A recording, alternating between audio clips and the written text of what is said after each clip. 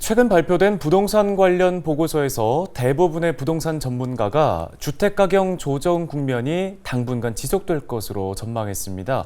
금리 안정화에 따른 매수 심리가 회복되려면 아직은 멀었을지 도움 말씀 들어보도록 하겠습니다. 네, 동국대학교 부동산 자산관리 최고 경영자 과정 양재용 주임 교수가 전화 연결돼 있습니다. 부동산 관련 전문가 90% 이상이 올해 주택 가격이 5%가량 더 떨어질 것으로 예상했습니다. 교수님 의견은 어떠십니까? 네. 시청자분들께서는 왜 5%라는 말이 나올까를 한번 주목해 보셨으면 좋겠습니다. 이 5%라는 말이 왜 나왔냐면 22년도 12월 달에 한국금융연구원에서 조사를 해 보니까 금리가 1% 오르면 아파트 시장 가격이 5% 정도 떨어진다는 통계 데이터가 나왔습니다. 자, 그렇다면 전문가들이 올해는 한 5% 정도 떨어질 것 같아요라고 얘기한 것은 금리가 1% 정도까지 정도로 오를 것 같아요라는 말과 사실은 어느 정도 일맥상통한다고 볼 수 있습니다. 그렇다면 올해 안에 그럼 1%까지 과연 금리를 올릴 수 있을까? 사실 쉽지 않습니다.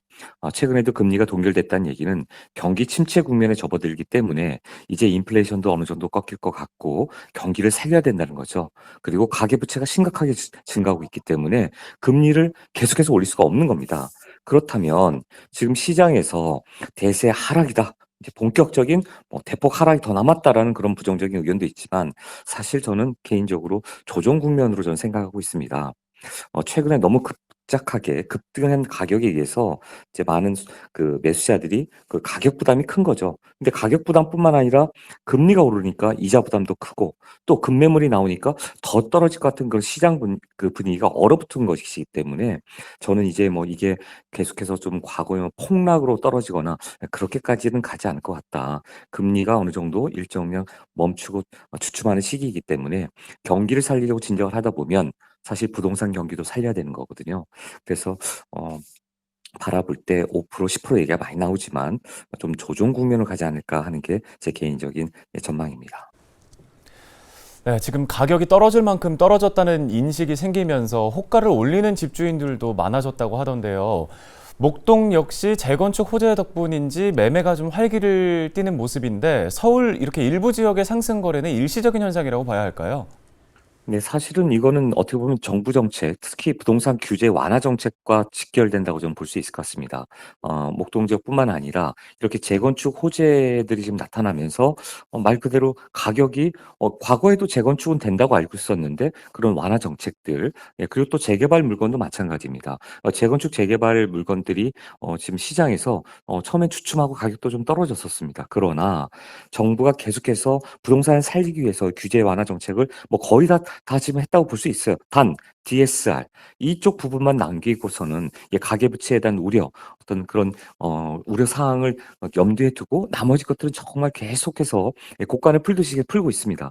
그 얘기는 결국 시장이 이 부동산이 가격 자체가 부동산으로 인해서 경기가 전체적으로 침체를 또 맞으면 안 되기 때문에 말 그대로 연착륙을 시키려고 좀 노력을 하는 거죠. 이게 좀 더 막 가파르게 어떤 부정적인 사람들 말대로 아직도 뭐 50%더 떨어져야 된다, 40%더 떨어져야 된다 이런 패닉을 조장하는 말에 시청자분들이 너무나 이렇게 거기에 동조하실 필요는 없으실 것 같습니다. 왜냐하면 시장이 그렇게 이 집 가격 자체도 더 떨어져야 된다는 분이 있는데 사실은 아까 말씀드린 대로 호재를 안고 있고 뭔가 미래지향적이고 향후에 정말 이 헌집이 새집 될 때 어떻게 보면은 수익성을 따져보실 거 아니에요. 예, 그랬을 때 이 부분이 긍정적으로 비춰지고 눈앞에 가시화되고 확신이 서면 매수자들은 나타나게 돼 있는 겁니다. 지금 상황이 그렇지 않을까 싶고요.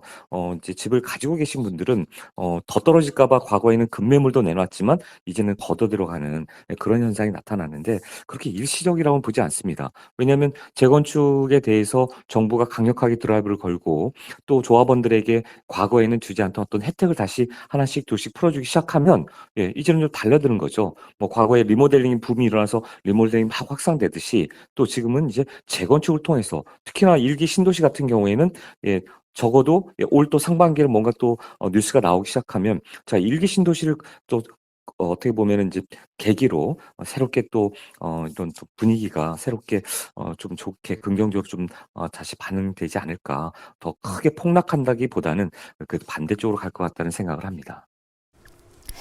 네, 분위기가 이렇다 보니 수요자들의 옥석 가리기가 이어지고 있습니다. 매수 고민 중인 분들 좀 관망세를 더 유지하는 게 좋을까요? 어떨까요?